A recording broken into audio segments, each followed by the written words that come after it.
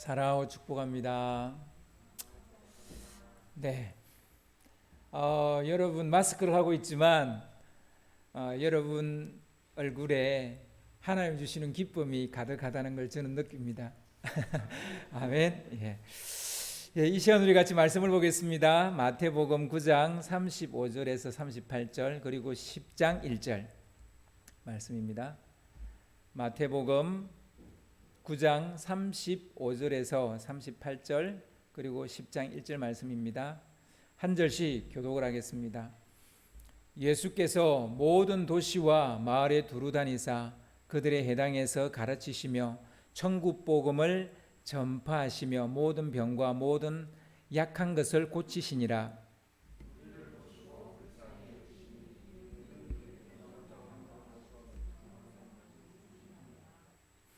이에 제자들에게 이르시되 추수할 것은 많되 일꾼이 적으니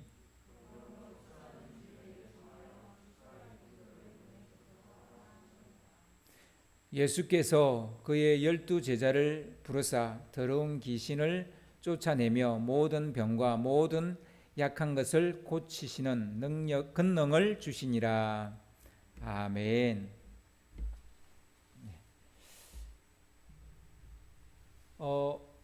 기다림의 미학이라는 제목으로 같이 말씀을 나누겠습니다. 우리나라 추석 명절과 개신교의 추수감사절은 그 기본 정신과 취지가 같습니다. 1년 농사지은 결실을 거두어 드리면서 추수의 기쁨과 그 추수의 기쁨을 나누고 그리고 감사를 돌리는 것이죠. 그러니까 우리의 수고에 의해서 맺은 결실이지만 내 힘으로만 된 건 아니니까 또 감사를 돌리는 거죠. 근데 차이는 감사의 대상이 다르다는 거죠. 우리나라 추석은 조상들에게 감사를 돌리는 것이고 우리 이 개신교는 하나님께, 우리의 추수감사절은 하나님께 감사를 돌리는 것입니다. 이런 차이 외에도 또 다른 차이가 있는데요. 그것은 날짜입니다. 일자, 일시. 이게 차이가 나요. 우리나라 가을은 그 추석은 가을 초입입니다. 그죠? 대부분은 가을이 이제 막 시작되면 곧 추석이 다가오죠. 그런데 추수감사절은 가을 거지가 완전히 끝났을 때 그때 우리가 지킵니다. 그러니까 막 가을 거지를 시작할 무렵의 추석은 있고요. 추수감사절은 가을 거지가 거의 끝났을 때 있어요. 같은 가을이라도 이렇게 일자가 다르다 보니 우리나라 기독교인들은 추수감사를 2번이나 해야 되는 번거로움이 있습니다. 그러니까 추석도 지켜야 되고 추수감사절도 지켜야 되는 이런 번거로움이 있습니다. 그래서 추석 명절과 추수감사절을 합치려는 시도들이 있었어요. 뭐 교회별로 막 하기도 하고 그랬는데 막 그렇게 성공적이지 못했어요. 별 진전이 없어요. 뭐 했다가 또 말았다가 뭐 날짜를 옮겼다가 또 가운데쯤 했다가 하나로 몰았다가 근데 별로 뭐 그렇게 호응이 없습니다. 우리나라 추석은 추수하기에 너무 일러서 준비가 안 된 잔치 그런 느낌이 있어요. 그러니까 추석은 잔치인데 이게 다 거둔 게 아니라 이제 막 뭐 변화 뭐 이런 곡식 약간 이제 거둔 건데 하려니까 뭔가 준비가 안 된 느낌이 있어요. 그리고 추수감사절은 모든 가을거지를 완수해 놓고 버리는 잔치니까 뭔가 좀 준비된 잔치 같은 느낌도 있어요. 날짜를 놓고 볼 때는 추수감사절이 더 맞다라는 생각이 듭니다. 다 가을거지 하고 해야 이게 맞는 거죠. 근데 저는 개인적으로 우리나라 추석이 훨씬 더 날을 잘 잡았다고 생각합니다. 추수감사절이 맞는 것 같긴 한데 저는 개인적으로 추수감사절보다는 추석이 훨씬 날을 잘 잡았다. 저는 그렇게 생각합니다. 그 이유는 기다림의 미학이 추석의 이 날짜와 연관이 있기 때문입니다. 이건 누가 전통학자가 이야기하는 게 아니라 제 생각이니까 너무 믿으시면 안 돼요. 근데 제가 그렇게 생각한다고요. 제가 추석에는 기다림의 미학이 안에 있다. 먼저 감사를 하고 완전히 익을 때까지 천천히 기다리며 추수하는 여유가 있어 보여요. 다 거두고 감사하기보단 먼저 감사부터 하고 천천히 거두는 거예요. 우리 조상들이 가을거지 초두에 날을 잡은 것은 이런 기다림의 미학을 염두에 둔 것이 아닐까, 저는 개인적으로 그런 생각을 해보았습니다. 사실 농사는 기다림입니다. 기다림. 수확은 기다림의 산물이에요. 뻥개불에 콩 튀겨 먹듯이 그렇게 수확하는 건 아니에요. 제게 콩나물처럼 어제 심었는데 밤사이에 자라서 이렇게 되는 그런 게 아니에요. 최소한 6개월은 기다려야 되는 거죠. 씨를 뿌려놓고 적어도 6개월 정도는 기다려야 수확을 할 수 있습니다. 비단 기다려야 하는 것이 농사뿐입니까? 그건 아니죠. 교육이나 우리 자녀 교육이나 인간관계도 기다림이 필요합니다. 어떤 사람과 가까워지는 것도 충분한 기다림 속에서 가까워져야지 그냥 바로 이렇게 가까워질 수는 없는 거죠. 심지어는 사업이나 우리의 신앙도 기다림이 필요하다는 거예요. 특별히 결혼한 남자가 기다림의 미학을 깨닫지 못한다면 말다툼은 일상이 되고 말 겁니다. 원래 저희 부부는 둘 다 약간 좀 느린 편에 속해요. 그렇게 빠락빠락하지 않아요. 좀 약간 느려요. 곰 혹은 나무늘보 이런 느낌이에요. 원래 천성이 둘 다 그래요. 근데 둘 다 이렇게 느린데 그 중에서 누가 더 느릴까요? 저희 집사람이 더 느려요. 그건 제가 느끼는 거고 또 집사람은 반대일 수도 있어요. 근데 저는 그렇게 느껴요. 어디를 가려면 항상 기다려야 돼요. 항상 기다려야 돼요. 기다릴 때마다 늘 느끼는 것이지만 기다리는 거 참 어려워요. 정말 어려워요. 우리 여자분들은 모르실 수도 있어요. 우리 남자들 기다리는 거 정말 어려워요. 그래서 저는 이 미혼 남자들에게 꼭 해주고 싶은 말이 있습니다. 아직 결혼 안 한 남자들한테 꼭 해주고 싶은 말이 있어요. 평생 여자를 기다려 줄 마음의 준비가 되어 있지 않다면 결혼 서두르지 마라. 기다려 줄 능력이 될 때까지 좀 미뤄라. 그렇게 말해주고 싶어요. 자녀 교육도 기다림의 미학이 필요한 대표적인 분야예요. 하루아침에 우리 자녀가 무엇인가를 이루기를 기대해서는 안 되죠. 보통 부모들은 자녀들을 기다려주지 못하기 때문에 잔소리하는 거거든요. 다 때가 되면 치울 거 치우고 하는데 그거 그냥 지켜볼 수가 없는 거예요. 기다릴 수가 없는 거예요. 그러니까 잔소리를 하는 거죠. 기대치에 이르지 못하니까 간섭하는 것이죠. 자녀를 기다려줄 마음이 없다면 자녀를 낳지 마라. 이렇게 말해주고 싶을 정도예요. 그러니까 기다림이라는 것은 이 세상에 존재하는 많은 지혜 중에서 최고의 지혜 중에 하나예요. 그만큼 중요한 지혜예요. 얼마 전에 우리가 욥기를 읽었는데요. 하나님이 사단에게 허락했어요. 욥을 시험하도록. 근데 빨리 시험하고 빨리 제 상태로 돌려주면 좋겠는데 빨리 돌려주지 않아요. 시험조차도 굉장히 기다리게 만드는 것을 보게 됩니다.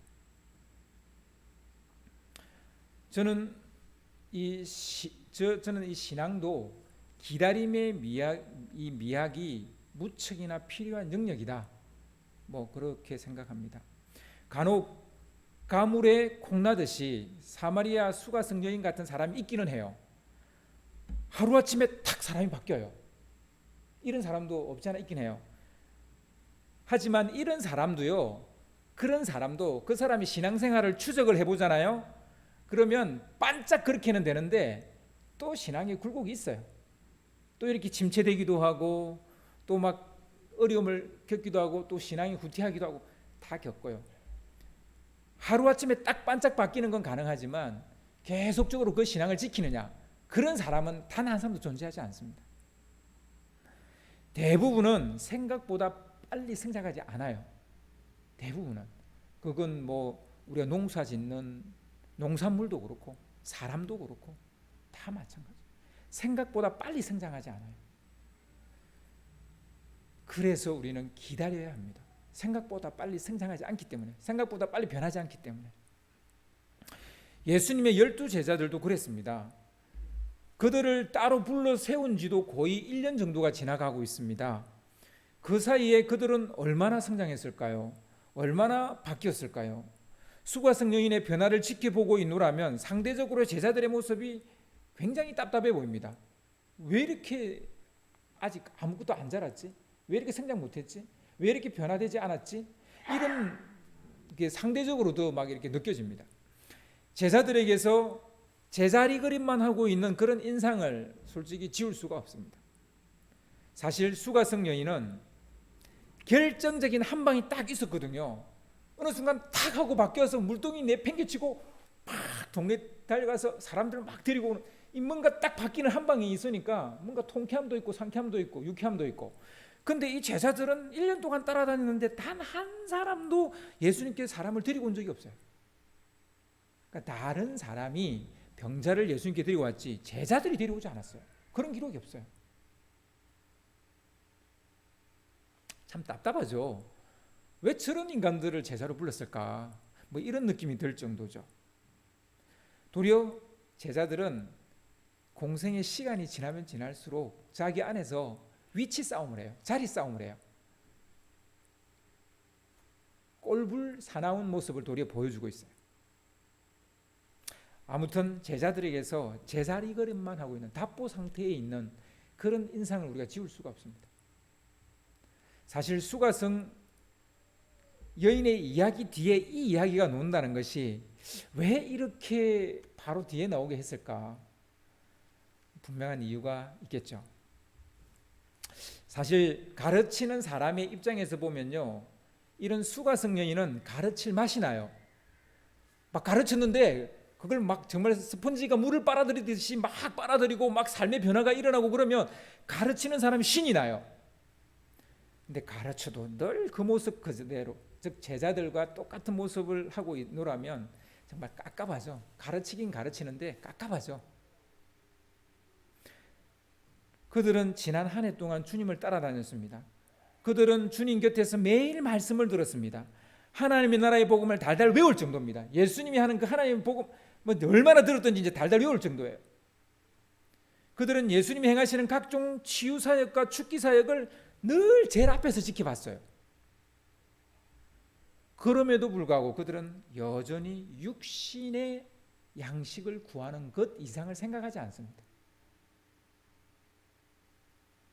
한마디로 하산시키려면 아직 멀었어요. 제자들은 여전히 준비가 덜 된 사람들입니다. 수가성 여인은 단 몇 시간 만에 동네 사람들을 주님께로 데리고 왔는데 제자들은 1년을 배웠어도 단 한 사람도 주님께 데려오지 못했습니다. 사도로 보내심을 받기에 전혀 준비가 되어져 있지 않습니다. 가르치는 자의 입장에서 굉장히 실망스러울 수 있죠. 힘이 빠질 수 있어요. 변화가 안 일어날 때. 그건 이 세상의 모든 부모도 마찬가지예요. 한제 저 나이 정도 되면 좀 바뀌어야 되는 거 아닌가 싶고 이제 저 나이쯤 되면 스스로 신앙생활 해야 되는 거 아닌가 싶은데 안 그래요. 그럴 때 참 힘 빠지죠. 또 실망스럽죠. 그런데 놀랍게도 주님은 어리바리한 12제자들을 복음 전도자로 파송을 하세요. 그러니까 이 수가성 여인 이야기 바로 뒤에 12제자를 파송하는 얘기가 나와요. 왜 이렇게 연결시켜 놨을까? 물론 정식 위임도 아니고 정식 파송도 아닙니다. 제자 훈련을 위한 실습 시간이에요. 그래도 그렇지 준비가 안 된 그들을 내보냈다는 거예요. 주님은 추수 때가 이르렀다면서 희워져서 추수할 때가 됐다면서 아직 준비도 안 된 제자들을 사역 현장에 바로 파견을 시킵니다. 군사훈련도 제대로 받지 않은 병사들 총알이 빗발치는 전쟁터로 내보내면 어떻게 되겠습니까? 훈련조차 제대로 안 받은 사람 총알바지가 되겠죠. 총알바지가 됐죠. 희생이 매우 클 겁니다. 실제로 우리의 역사를 보면 6.25 전쟁 때 낙동강 전선에서 그리고 인천 상륙작전에서 이 학도병들이 출전을 하게 됩니다. 급하게 결성해서 훈련 제대로 받아보지 못하고 바로 전쟁터에 투입됩니다. 어떻게 됐겠어요? 엄청난 희생이 있었죠. 거의 전멸됐죠. 여러분, 준비가 덜 된 제자들을 추수 때가 됐다고 사역지로 내모는 것이 옳을까요? 자질도 능력도 안 되는 그들을 사역의 현장으로 내보내는 것이 과연 옳을까요? 선교학적인 측면에서는 옳지 않다고 봅니다. 그래서 선교사를 내보내기 전에 많은 훈련을 시켜요. 선교사님들을. 만약 그렇지 않다면 선교사님이 훈련시킬 필요 없어요. 그냥 가겠다 그러면 바로 내보내면 돼요. 그런데 웬만한 선교단체든 또한 교단이든 다 선교사 훈련원이 있어요. 그래서 일정의 그 훈련을 마쳐야만 선교사로 내보냅니다.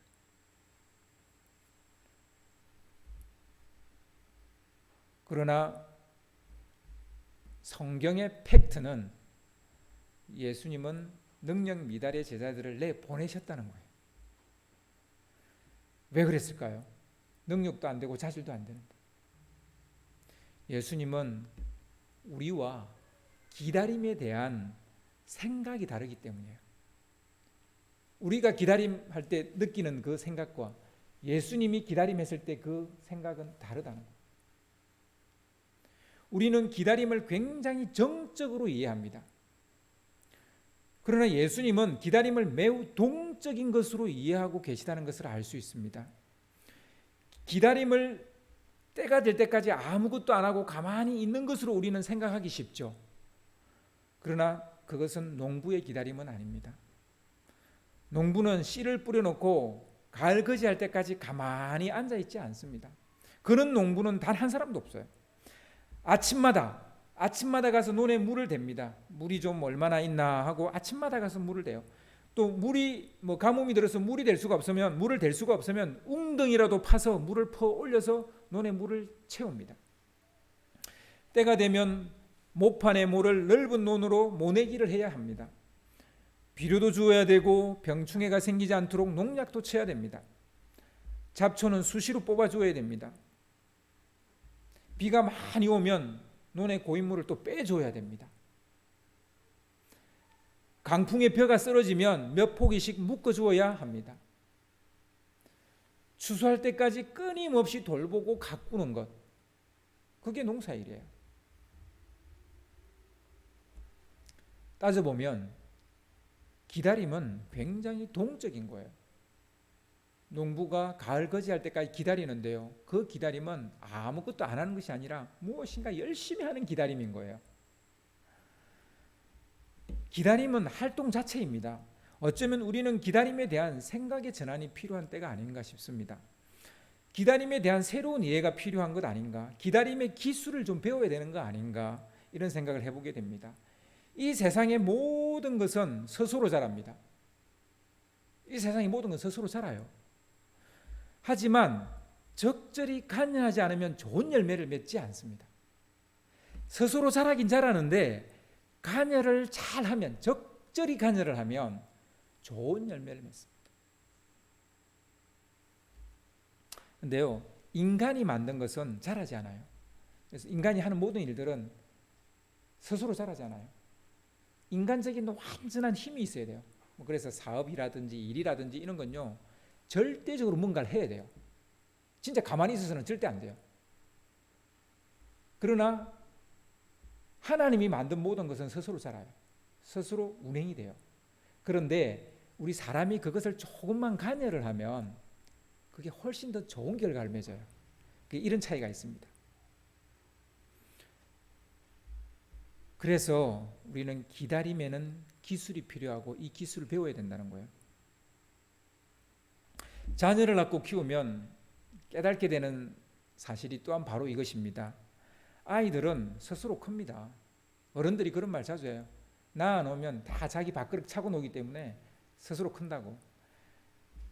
그런데요, 분명히 스스로 큽니다. 하지만 부모가 세심하게 지혜롭게 키우면 더 훌륭한 사람이 됩니다. 더 잘 자랍니다. 예수님도 제자들이 스스로 성장할 수 있도록 기본적인 세팅은 그렇게 했어요. 그러니까 스스로 성장할 수 있도록 기본적인 세팅은 그렇게 했어요. 하지만 예수님은 그 3년 동안 때때로 관여를 하십니다. 적절한 간섭을 하십니다. 그거를 우리가 알 수 있어요. 이번에 제자들을 전도 현장으로 파송한 것은 성장하지 않는 제자들에 대한 스승의 히스테리가 아니에요. 안 자라니까 그냥 저기 갔다 와, 뭐 이게 아니에요. 너 공부 안 하니까 어디에 등록해, 뭐 학원에 등록해, 이런 게 아니에요. 그런 거 아니에요. 답답함의 산물이 아니에요. 지금 예수님이 하시는 이 제자들을 파송하는 것은 초조해서, 답답해서, 혹은 안 자라서 히스테리가 생겨서 짜증이 나서 그런 거가 아니에요. 기다림의 또 다른 한 면이라는 거예요. 기다림의 또 한 면. 저는 이것을 적극적 기다림이다, 이런 용어를 쓰고 싶어요. 뭐 제가 만들어낸 용어입니다. 뭐 이런 용어가 존재하는지 모르겠지만 하여튼 저는 적극적 기다림이다, 이런 말로 좀 설명하고 싶어요. 물론 소극적인 기다림이 필요할 때도 있습니다. 하지만 적극적 기다림도 분명히 필요합니다. 그래서 우리는 기다림의 미학을 배워야 하는 거죠. 기다림은 고도의 기술을 요합니다. 교육 원칙 몇 가지로 밀고 나간다고 자녀 교육 잘 시킬 수 있는 거 아닙니다. 삶의 철학 몇 가지로 인생을 퉁칠 수 없습니다. 인생은 생각보다 복잡하고 교육은 생각보다 복잡해요. 단순하게 내 교육 철학 몇 가지 하나, 교육 원칙 몇 가지 가지고 자녀를 잘 키울, 그렇지 않아요. 생각보다 복잡하고 어렵습니다. 제가 셋을 키워보니까 그래요.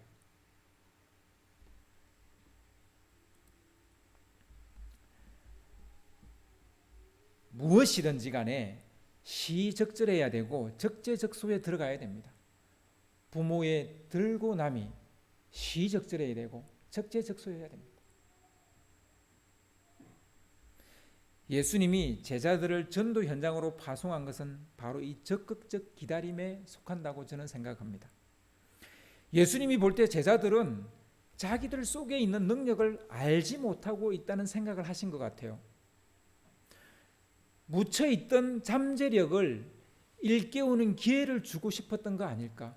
그래서 제자들을 지금 전도자로 파송하고 있는 거 아닌가?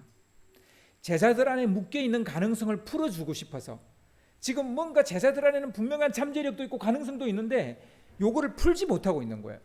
그래서 그것을 풀어주기 위해서 전도 현장에 보내는 거 아닌가? 안전을 빌미로 부모 품 안에 감싸고 있어서는 안 됩니다. 다양한 세상을 경험할 수 있도록 기회를 제공해야 되는 거죠. 그게 부모 역할이죠. 여러분, 아이를 키우다 보면 이것이 굉장히 중요하다는 것을 알게 됩니다.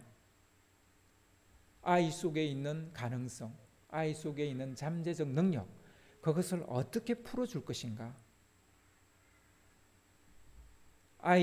아이가 자기 속에 있는 잠재적 능력과 가능성을 스스로 볼 수 있는 기회를 어떻게 줄까? 어떻게 그것을 얘가 깨달을 수 있게 해줄까? 이게 굉장히 중요한 것이죠. 그래서 그것을 깨달을 수 있도록 다양한 세상을 경험할 수 있는 기회를 제공해야 됩니다. 사실 제자들은 자기들도 모르는 사이에 자기 자신을 지나치게 평가절하하고 있었는지도 모르겠습니다.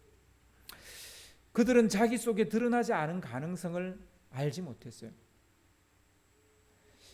한국인만 모르는 다른 대한민국이라는 책이 있습니다. 책의 저자는 이만열이라고 되어져 있는데 이는 우리나라식 이름이고요. 실제 이름은 임마누엘 페스트라이시라는 사람입니다. 미국 사람이고요. 현재 경희대학교 국제대학 교수입니다. 이분의 이력을 보면 예일대에서 중문학 석사를 하고 도쿄대학에서 비교문화학 석사를 따고요. 그러니까 예일대에서는 학사를 따고 도쿄대에서는 이제 석사를 따고요. 그리고 하버드에서 언어문화학 박사를 땄습니다. 굉장한 커리어를 가지고 있죠. 도쿄대는 일본이 제일 좋은 대학이고, 그죠? 예일대나 하버드대는 말할 것도 없죠. 그는 중국과 일본을 연구했어요. 예일대에서는 중문학을 연구했고 도쿄대에서는 일본의 문화를 연구했어요. 근데 그는 한국 여자와 결혼을 했어요. 한국 여자와 결혼했어요. 그래서 그가 그 어느 나라보다 사랑하는 나라는 한국이에요. 일본도 아니고 중국도 아니고. 그가 이 책을 쓴 것은 한국인이 한국 문화의 잠재력과 가능성을 재발견하기를 원하기 때문입니다. 한국 사람들이 모른다는 거예요. 한국 사람들이 가지고 있는 그 문화의 능력과 그 잠재적 능력과 그 전통의 그 귀함을 한국 사람이 모른다는 거예요. 물론 이 책에서는 그게 이제 식민지 사관 때문이라고 말합니다. 일본 사람들이 우리를 강제로 속국으로 만들기 위해서 계속해서 우리의 세계관을 바꿔놨기 때문에 우리가 그 잔재에 지금 아직 벗어나지 못해서 그렇다, 이제 이런 얘기를 좀 하는데요. 아무튼 세계 속 한국의 위상과 영향을 그는 이 책에서 재조명 하기를 원해서 이 책을 썼습니다. 그는 한국인이 세계에서 유래를 찾기 어려운 기적을 일구어낸 나라다라는 그런 한국인이 그런 자부심이 있다는 걸 알고 있어요. 하지만 그는 이렇게 말합니다. 한국은 그들이 생각하는 것보다 더 놀라운 나라다. 그러니까 한국 사람들도 우리가 한강의 기적을 일으켰다 이런 자부심은 가지고 있다는 걸 알고 있어요. 그런데 그것보다도 더 위대한 나라다라는 거예요. 자기가 볼 때.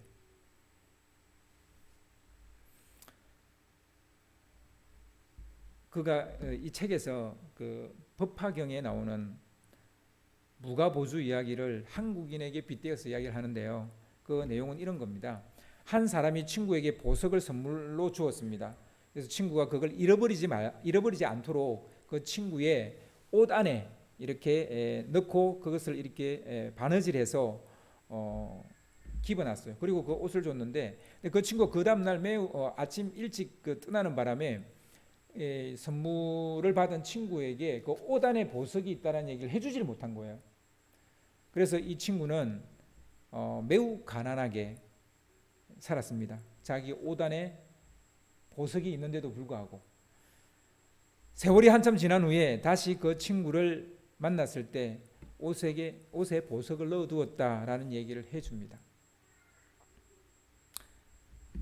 한국인이 이렇다는 거예요.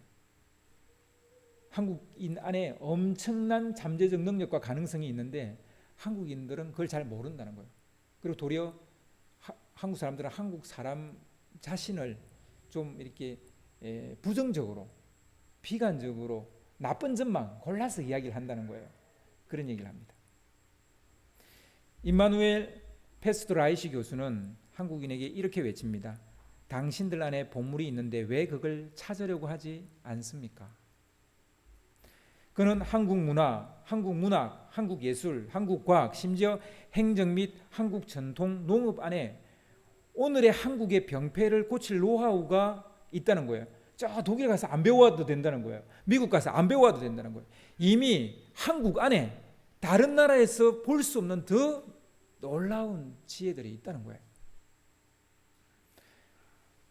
뿐만 아니라 전 지구적인 문제를 풀 열쇠도 있다, 이렇게 말합니다. 좀 너무 거대하게 이야기해서 저도 조금 그렇긴 한데, 아무튼 이 사람은 그렇게 말합니다.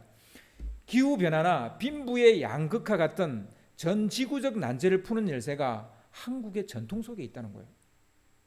있답니다. 한국은 굉장히 합리적인 사고를 하는 나라, 그런 민족이라는 거예요.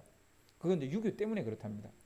유교에 특히 그 후기, 이제 유교가 들어와서 이제 그 후기에, 그래서 공자가 흥하면 나라가 망한다, 이런 책을 읽은 우리한테는 상당히 이게 좀 뭔가 헷갈리는 얘기인 거예요. 그죠?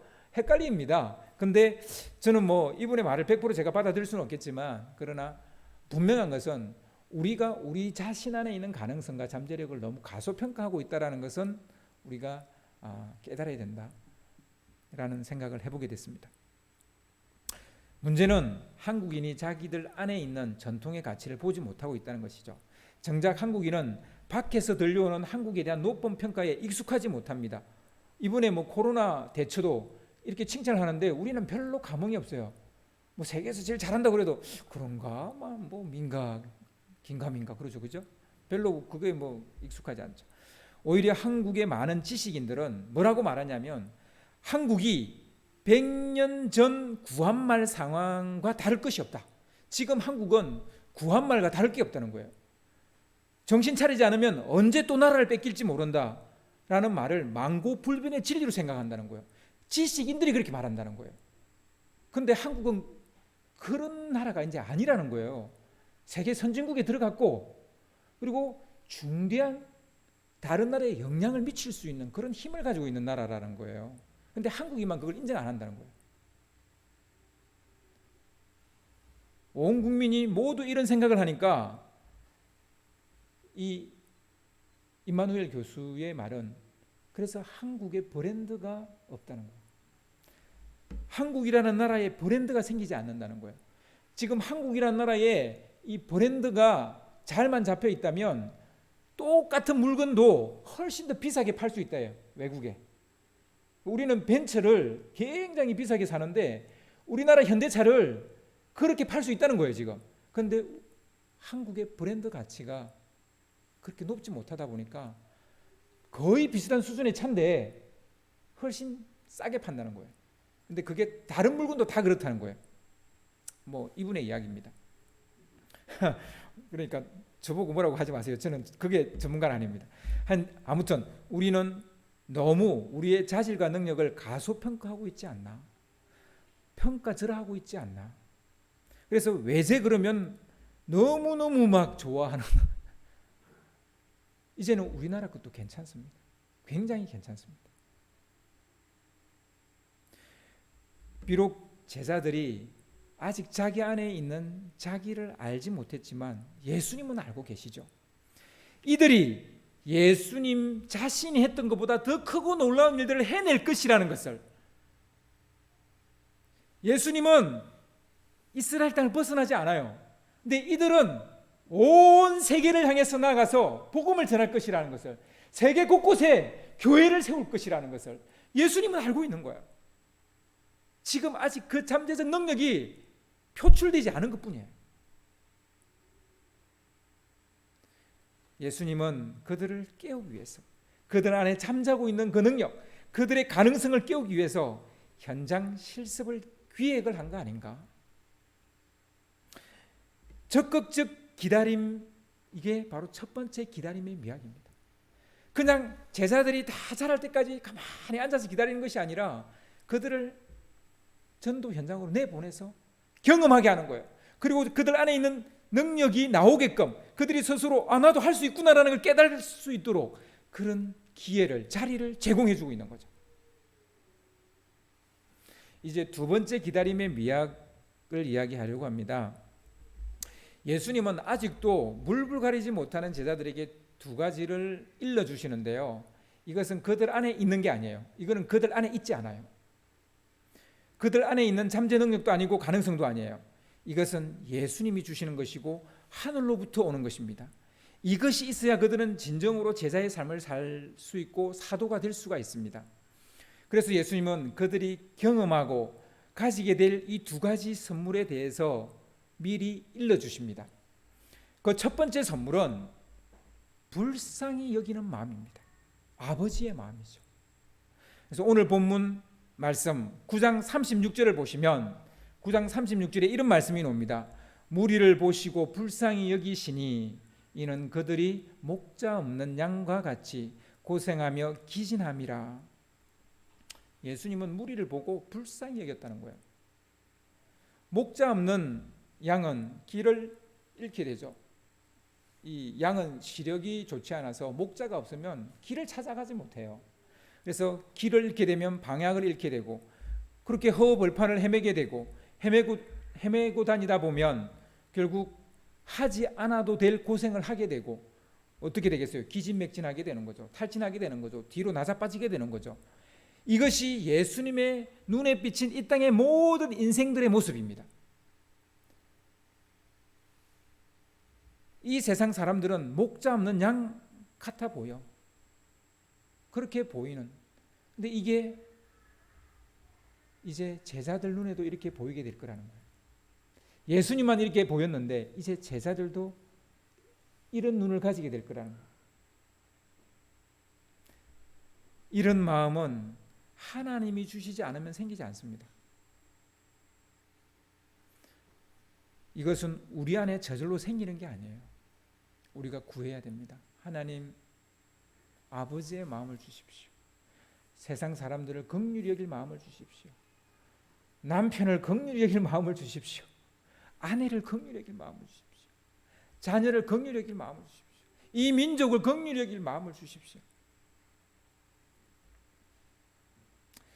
예수님은 두 번째 선물에 대해서도 이야기를 하시는데요. 10장 1절을 보시면 예수께서 그의 12제자를 부르사 더러운 귀신을 쫓아내며 모든 병과 모든 약한 것을 고치는 권능을 주시니라. 길을 잃은 영혼에 대한 마음만 간절하다고 해서 되는 건 아닙니다. 능력도 겸비해야 됩니다. 주님은 제자들을 현장 실습시키면서 이렇게 말씀하십니다. 양을 이리떼 가운데 보내는 심정이다. 양을 이리떼 갑니다.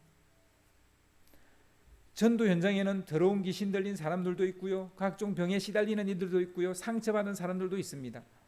그런데요, 여러분, 이런 사람들이 호락호락하지 않습니다. 이런 사람들의 생각을 바꾸려면 겉으로 드러난 그들의 문제부터 바꿀 수 있어야 된다는 얘기예요. 그러나 인간의 힘으로 그들의 문제를 해결해 줄 수 있습니까? 그래서 하나님은 능력을 받으라는 거예요. 예수님은 일시적이지만 이 권능을 제자들에게 주시고 전도 실습을 보내십니다. 영혼을 불쌍히 여기는 마음과 위로부터 부어진 능력은 예수님이 부활하고 나서 이제 성천하시고 난 다음에 제자들이 성령 세례를 받을 때 그때 그들 안에 인치듯이 임하게 됩니다. 그때 영혼 사랑하는 마음도 생기고 또한 예수님처럼 능력을 행하는 능력 사역을 할 수 있는 그런 권능을 받게 됩니다. 하지만 주님은 그것을 미리 맛보게 하시죠.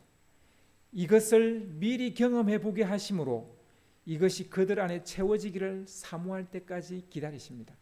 그들이 스스로 이것을 사모할 때까지, 그들이 스스로 다락방에 모여서 이 권능을 받기를 사모할 때까지 주님은 기다리십니다. 그런데요, 이것을 조금 더 맛보지 않은 사람은 어때요? 내가 뭘 받아야 될지 모르는 거예요. 내 마음에 무엇이 채워져야 될지를 모르는 거예요. 내가 어떤 능력을 받아야 되는지를 모르는 거예요. 근데 이걸 이번에 경험하게 하시는 거예요. 영혼을 불쌍히 여기는 마음도 경험하게 하시고 가서 예수님의 이름을 했더니 막 귀신이 나가고 병이 고침받는 경험하게 돼요. 이 이후로 그들은 조금씩 이것을 사모할 수 있는 마음, 이것을 받아야 된다라는 그런 마음을 가지게 돼요. 즉 이것이 주님이 제자들에게 지금 기다리고 있는 또 하나의 모습인 것이죠. 이것이 제자들에게 보여준 예수님의 기다림입니다. 예수님은 기다림의 미학을 우리에게 가르쳐 주셨습니다. 첫 번째 기다림은 우리 안에 잠자고 있는 거인을 스스로 깨울 수 있도록 우리를 기다리고 계신다는 것이고, 근데 그것은 스스로 깨우려면 약간의 적절한 간섭이 있어야 된다는 거예요. 그것이 기다림이라는 거예요. 아무것도 안 하는 것이 아니라 적절한 간섭, 적절한 간역, 그것이 기다림이라는, 진정한 기다림이라는 거예요.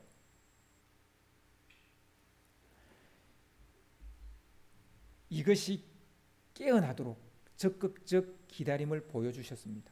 두 번째 기다림은 위로부터 오는 아버지의 마음과 성령의 능력을 받을 수 있도록 기도해야 된다.